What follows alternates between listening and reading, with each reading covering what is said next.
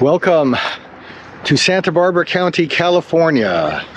We are at a campground called Sun Outdoor Santa Barbara. It's formerly known as Ocean Mesa Campground. We have stayed here before and we've done a video of our stay here, so we'll link to that somewhere. But we are, I'm going to call this off for a week of aimless camping.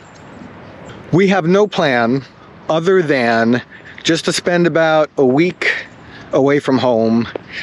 When we're filming this and when we're out and about, it is the holiday week around New Year's-ish or so.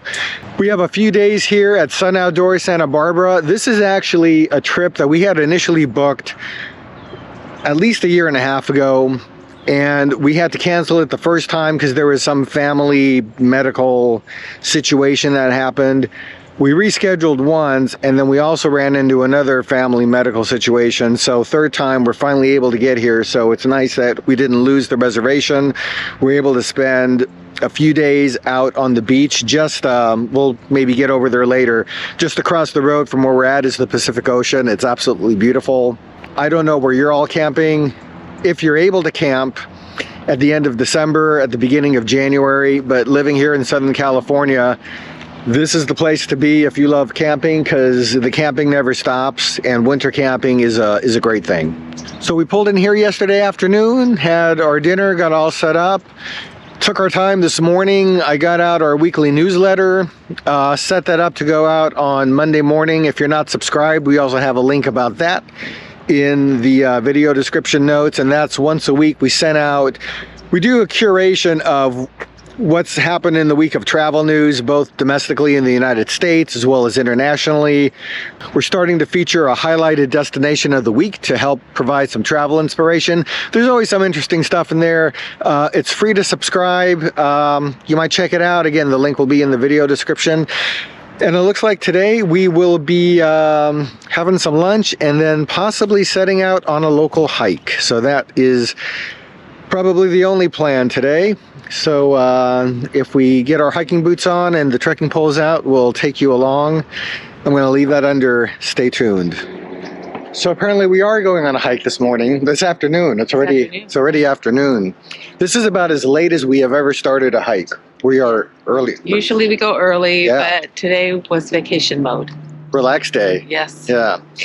But apparently right adjacent to the campground is the Bill Wallace El Capitan Trail. It's 4 miles, moderate.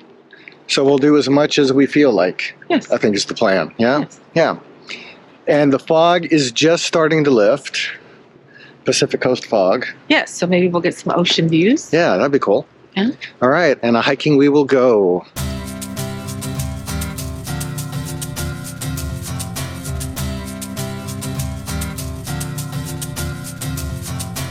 So we just started our hike, and I just saw a van.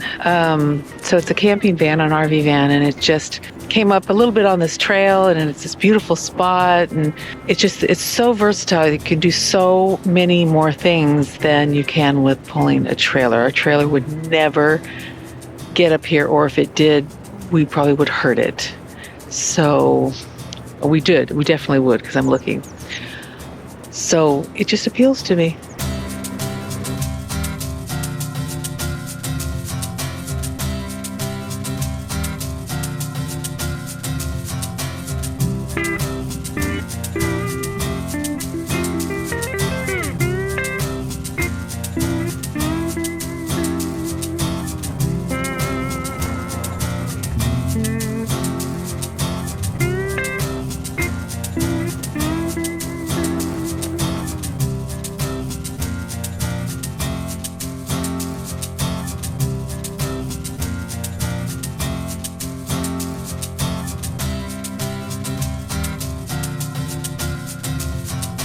So we're hiking on the Bill Wallace Trail, and the way that the trail leads, you would assume, because I always assume things, sometimes wrongly, that you just keep going straight.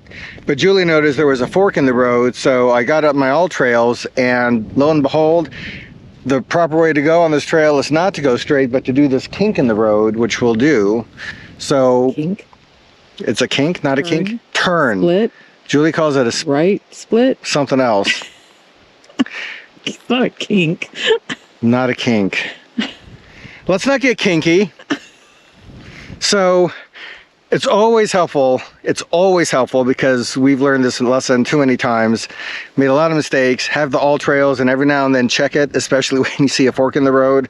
Because if we said, of course it's that way, we would have, who knows where we would have ended up. Actually, I'm looking, it would just loop us.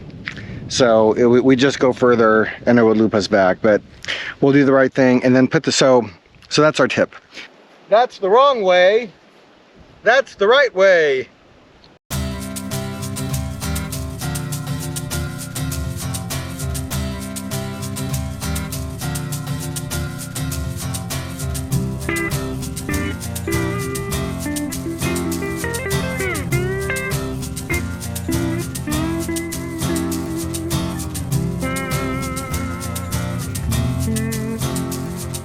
So we're on the Bill Wallace Trail, and I think right now we're at the point where normally you would turn around because it's listed as an out and back trail. Yeah. But we noticed that where the end point is goes into another campground, and we're pretty sure this campground we visited before. Last time we were here, there's an adjacent campground to Sun Outdoors Santa Barbara. So we were going to stroll through here because we're pretty sure that we can then get from this campground directly over to Sun Outdoors. And so we're, even though this trail is not officially a loop, we're gonna make it a loop. Yeah. That's the plan. Yeah, we hope. We hope. We hope. Let's go find out. All right.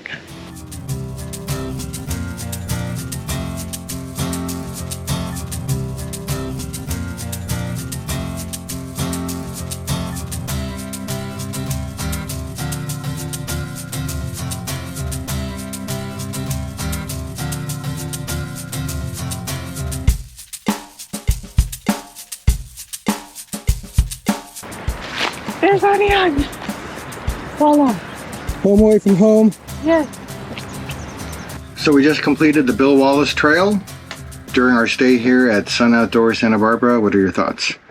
Oh, it's very nice, pleasant, easy / moderate. I mean, it wasn't like too hard. Yeah, I mean, I think when I think about trails we take, for the most part, I would classify it as easy. The only thing that I think puts in the moderate category is when we started, there was like a 1,200-foot incline. There's an incline. Yeah. But it wasn't a steep incline. It was like over, you know, a stretch of the walk. Yeah. So that, for me, that makes it easier. And then once you're done with the incline, it's easy peasy, and it's completely well cleared. We were out for an hour 40 minutes, and All Trail says we walked 3.2 miles. Oh, okay. So that's kind of like one of our regular. Yeah. Most days when we go out for a walk, we walk about just over 3 miles. Yeah. So Yeah. just a nicer landscape with a view of the Pacific Ocean. Views were beautiful. The mountain range was. It was stunning. It just had these stunning parts to it. It was just really nice. Yeah. Really So nice walk. if you're staying here, the trailhead is right where you drive into this campground. So if you have a couple hours and the weather's nice, it's nice to get out on the trail and do some exercise. Yeah. Yep. So Bill Wallace Trail, if you're staying at Sun Outdoors, Santa Barbara, or nearby. All right, so even though we're in the Airstream, oftentimes when we're at RV parks and they have shower facilities, we tend to use those facilities just because we could take longer showers. We don't have to be as efficient with our water usage, etc. And it always almost works out. But Julie just came back. I had to wash my hair, so that's a big job. But you came back with a story that was okay. Yeah. So the most vulnerable a woman can ever be is when you're totally naked in a shower and there's no door, it's just this curtain, and you suddenly hear a man's voice in the bathroom. In the woman's bathroom? In the woman's bathroom. It's quite unnerving. Yeah, especially when you're not filming the scene in Elf. Yes. Yes. Yes. So within, I don't know, 10 seconds, then I heard a little girl's voice. So I thought, oh, it's a dad bringing in the little girl. So I felt better, but it's still a vulnerable place to feel. So that reminds me, so we've been at certain RV parks where it's like hit and miss. Sometimes the bathrooms actually have lockable shower areas, or there's either there's some kind of locking mechanism. But sometimes, and it sounds like this one over here, I haven't been there yet, doesn't have any locking mechanism. So I guess put that on the things to know about here at Sun Outdoors. Yeah. Well, I think it was a fluky thing. Well, I think he made a choice to bring her in the girls. I don't know how old she was. Okay. The other, I guess, safeguard kind of ish, I would say, is not just anybody can walk in. Right. Yeah. Typically, I mean, you're checked in and you have to have the secret code to get into the bathroom. Into the bathroom itself. Yeah. But still, it's still unnerving, ladies. You know what I'm talking about. Yeah. It's unnerving. And it's unnerving to hear about that. Yeah. Yeah. So, all right, now it's my turn. Maybe, God, I hope a lady doesn't walk in on me. So I do have an update on the bathroom facility situation that we talked about here at Sun Outdoor Santa Barbara. So there's a kind of like a main bathhouse area that's adjacent to the swimming pool. And that's the place that we were talking about the other day where the showers are all next to each other. There's no individual locks. And I didn't know this, but just across the road, the main road to get in here, there's the laundry room area, and on the back side of the laundry room is where you have additional bathrooms and showers that are individual and they're lockable. So there is that option here. Just wanted to point that out. If you do want to make sure that you've got that privacy, you actually do have that option here. So that's an update on that situation. The next morning was Sunday, so we hopped in the truck to visit nearby Santa Barbara City, starting at Old Santa Barbara Mission for morning mass. Old Mission Santa Barbara is a stunning historical landmark that offers rich cultural and architectural significance. Its beautiful Spanish architecture, tranquil gardens, and impressive religious art make it worth visiting. After Mass, we spent some time browsing the gift store, which was popular with other visitors too. So church is finished, and when you're in Santa Barbara on a Sunday, a weekend day, what better thing to do but then to go explore Santa Barbara? Go walk around Santa Barbara. It's a beautiful city. Yeah. And the closer you get to State Street, where most of the shops are, it's usually paid parking. And if you park like a block away or so, you'll find like 75-minute parking on the street. 2 blocks away, 90 minutes parking. And if you're able to walk 3 or 4 blocks away from the main street, free parking. So, and we love walking, so we're gonna go explore some Santa Barbara. We always enjoy a walk down State Street in Santa Barbara for a taste of the city's local vibe. This iconic street is lined with charming historic buildings, eateries, and boutique stores for shopping. Look who we found. In order to form a more perfect union. I gotta sing it, because that's the only way I know it. Go. We the people, in order to form a more perfect union, establish justice, ensure domestic tranquility, provide for the common defense, promote the general welfare, and secure the blessings of liberty to ourselves and our posterity, to ordain and establish this Constitution of the United States of America. Okay, there. What do you think, Ben? How did she do? You never know who you're going to run into in Santa Barbara. We just ran into Ben Franklin. See you later, Ben. So that was a little schoolhouse rock from Julie there. See, that stuff worked. Even all these years later, she still remembers the Constitution because of a song. Amazing. What did you find here, Julie? Wow. It's called cat therapy, and there's actual kitty cats in their little areas that you can go in and pet and let them give you the good vibes that they put off and relax. That's pretty cool. It says it's actually a pretty possum place, Julie. Oh. Yeah. That's amazing. I've never seen that ever.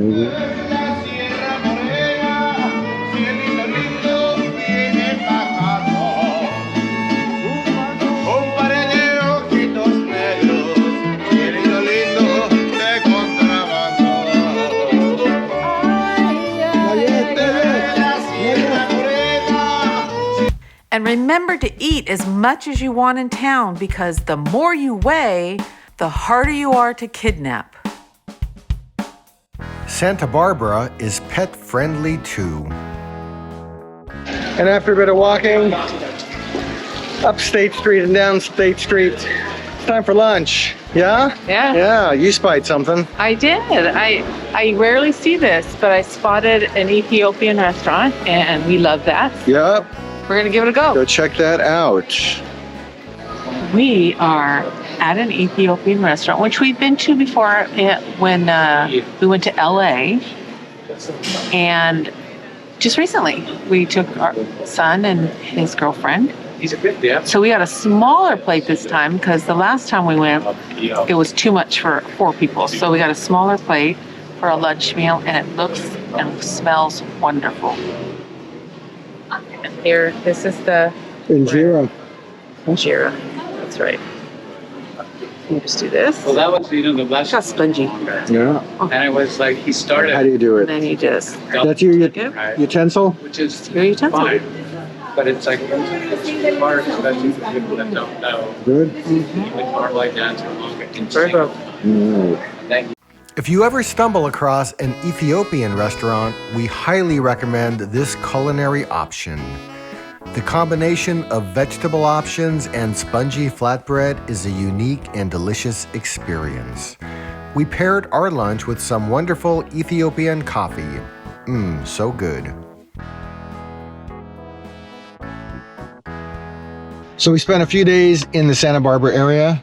Yeah, It was very nice. 3 nights. Yeah, a little overcast, but it's winter, so that's kind of typical. And now we're off to our next place, which is going to be a Harvest Host in Paso Robles, California. And we'll have a couple of nights of boondocking there. So, Which we haven't done for a while. So this will be fun. Yeah. So next stop, Paso Robles.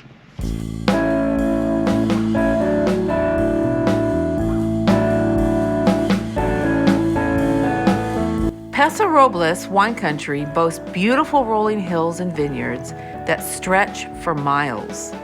The landscape is truly breathtaking, making it the perfect backdrop for a day of wine tasting and relaxation. Our camping stop for the next 2 nights is a Harvest Host location in Paso Robles. This membership-based program allows RVers and campers to stay overnight at over 2,000 participating locations, including wineries, breweries, farms, and more. We've personally used Harvest Hosts to camp at craft breweries and California wineries. We'll leave a link to Harvest Hosts in our video description if you're interested to try this camping option. This was our first use of the X-Chocks on our Airstream for some added stability. In the evening, we stopped in for a wine tasting with our host for the night at Stanger Winery. The Tempranillo and Syrah were our favorites, and they came home with us. Stanger Vineyards has a cozy tasting room and offers breathtaking scenery from their hilltop location. These wines are higher priced than most, and the winery enjoys a good reputation with wines peaking in 7 to 9 years after bottling. Wow, it is good. Yeah? Yeah, it's really good. It's Willow Creek, Julie. It's good. The evening was chilly in the mid-30s, which made for an interesting experience. What did you just do here, Julie? In our bedroom? Yes. I found every blanket I had in the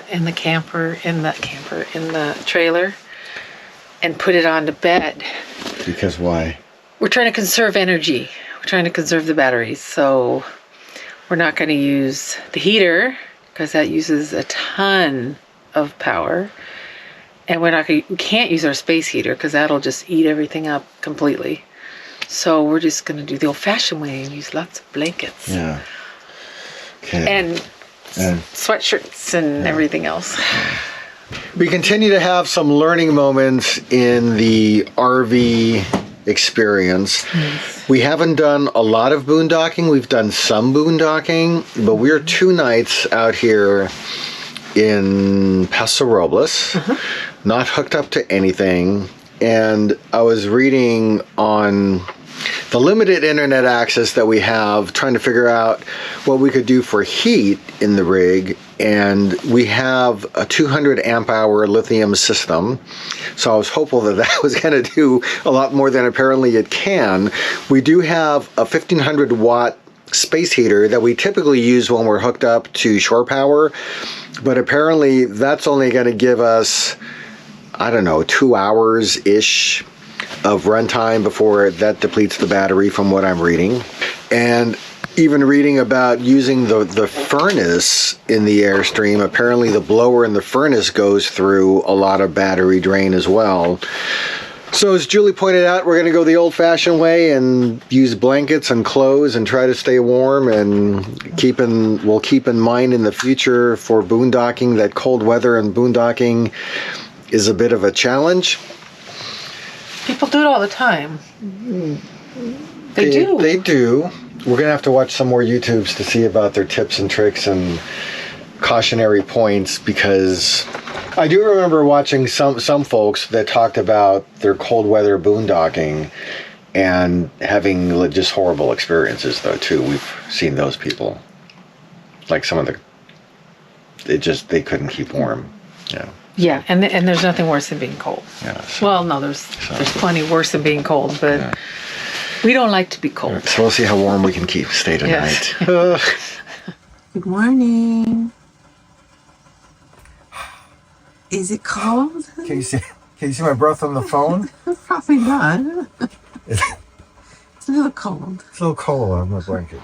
So we ended up booking 2 nights at this Harvest Host. It seems, I think recently maybe, they've started to make it where certain hosts allow you to stay a second night for an extra fee, so we took advantage of that here. So boondocking in Paso Robles for 2 days. It's been ridiculously windy here, so we have been hunkered down inside the Airstream the entire time we've been here, which on the one hand is nice because it is almost never that we get a chance to do nothing. So we've done a lot of nothing. I did finish a book. If you've not read Atomic Habits by, I think it's James Clear, highly recommend that book. I actually had listened to it first on Audible. It was so good that I also got a Kindle version so I could highlight things. So finished that, and it's the end of the year when we're here, so I spent a little bit of time just getting my head wrapped around focus areas for 2025. And we have one more night here before we move on to Buellton for some camping near Solvang at Flying Flags Resort, which is a nice place. The other thing is this Harvest Host that we're staying at. So this is a winery, Stanger winery. The Wi-Fi here is pretty much non-existent where we're parked. So if you come to this place, and if you have your own Starlink, if you have your own hotspot, you'll be set. We are doing pretty much without the internet. So no streaming the Anaheim Ducks hockey game for me tonight, unfortunately. I'll have to catch that probably on replay when we get to Flying Flags tomorrow. We'll see how that goes, and a few more hours of relaxing. We're having pierogies for dinner tonight, so that's always a good thing. We came up here with a bunch of those from the Christmas holiday. We have a couple of bottles of wine. I've got a little flask of whiskey. So we'll cap off the night with some kind of nightcap, TBD. And just enjoy the few more hours that we have here. We had this wonderful view all to ourselves. What's for dinner, Julie? Pierogies and Brussels sprouts, if those two go together. There you go, Steamy.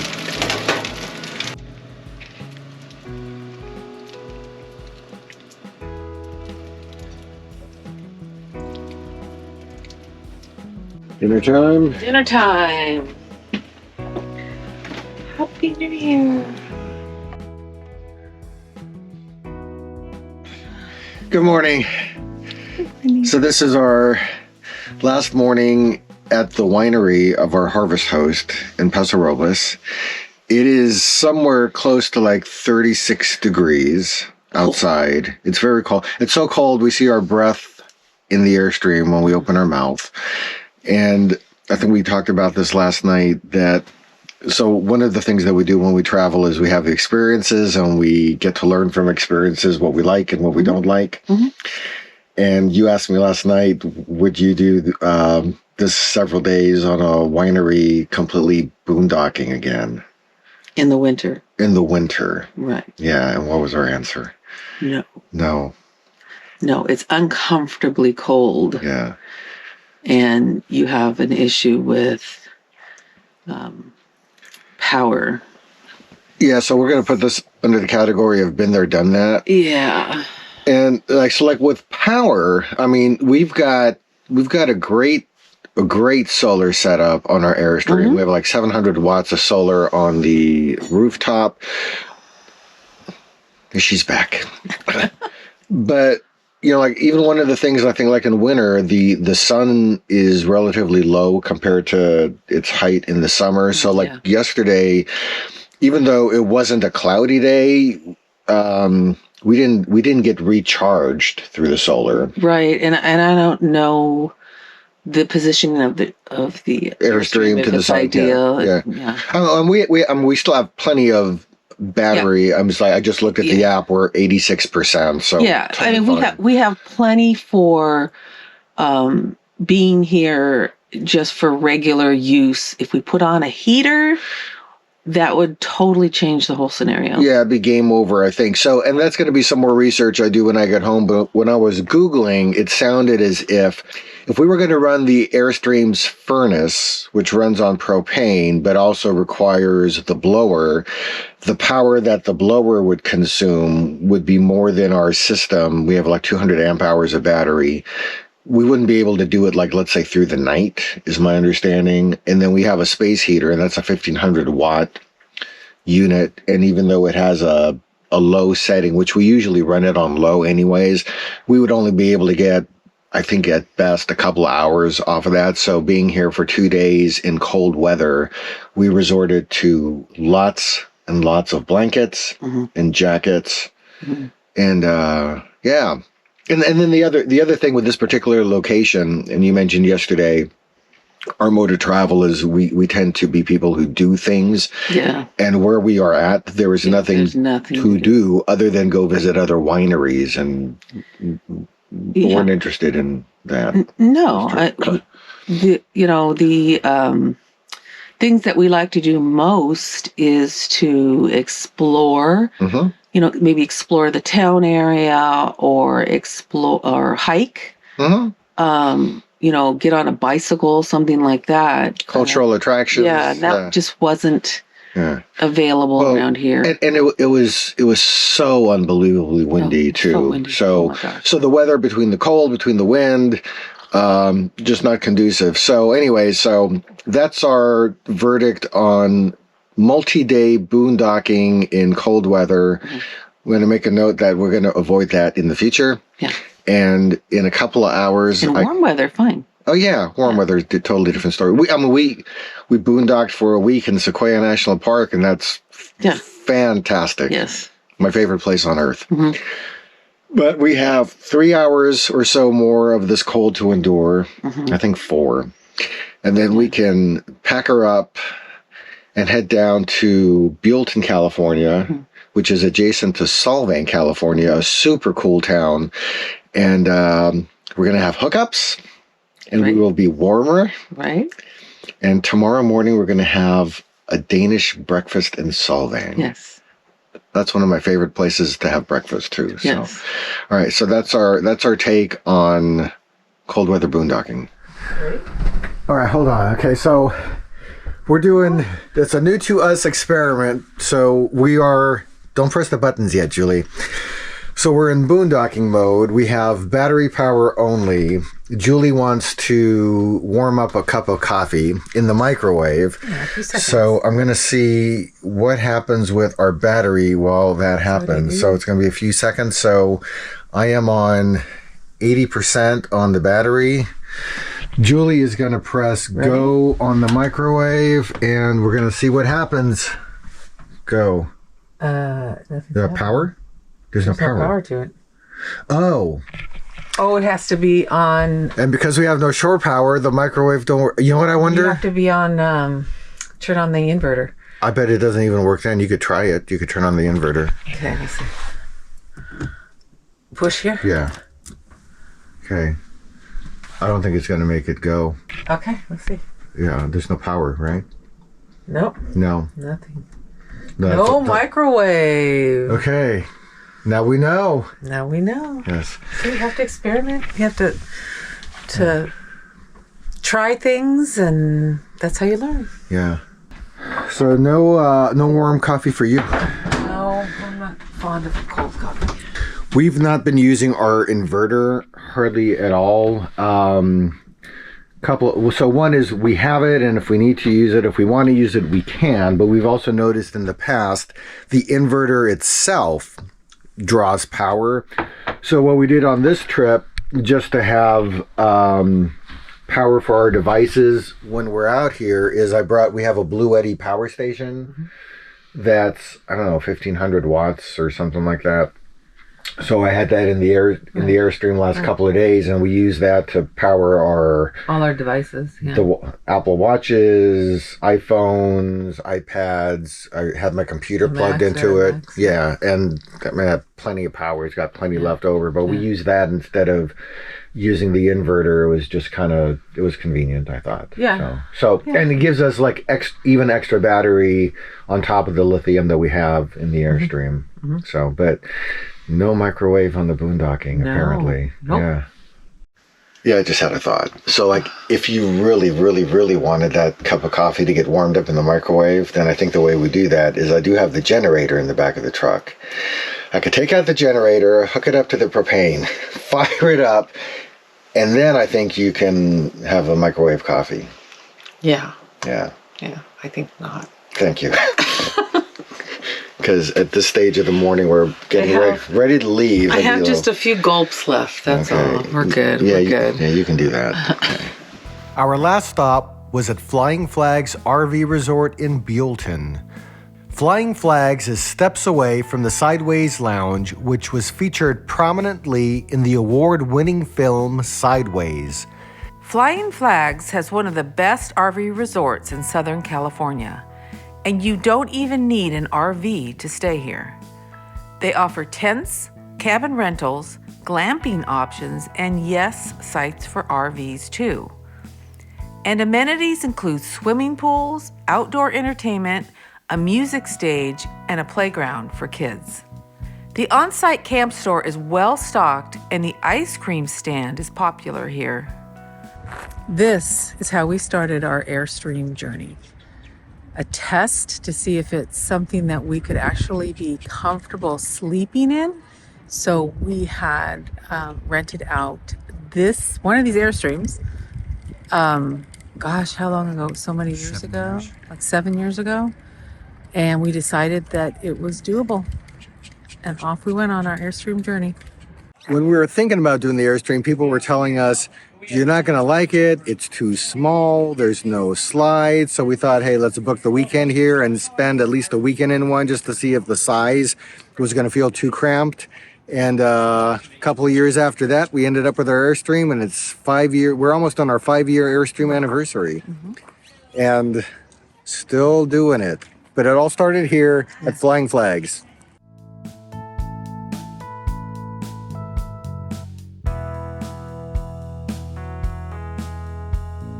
When we're minutes from Solvang, California, we can't resist breakfast in town.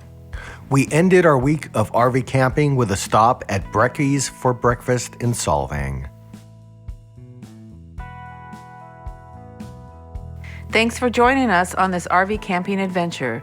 If you enjoyed the video, hit the like button. And to see our future travel adventures, hit the subscribe option.